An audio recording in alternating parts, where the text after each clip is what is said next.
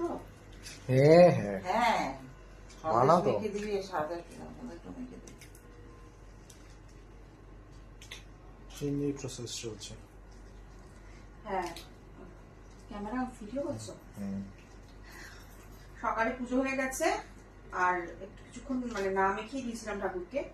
এখন সবাই আসবে প্রসাদ নিতে, তো এখন তুই এমন করে বললে প্রসাদ নিতে আসে সবাই, ইয়ে লাইন দিয়ে দাঁড়িয়ে প্রসাদ। হ্যাঁ, তো প্রসাদ নিতে তো আসবেই লোকে।